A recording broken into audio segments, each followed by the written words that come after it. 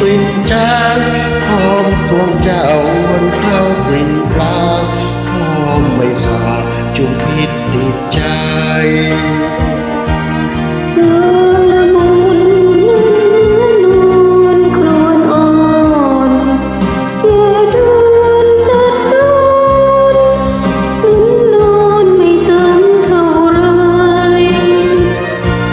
คืนอำลาสัญญาให้น้องแน่ใจ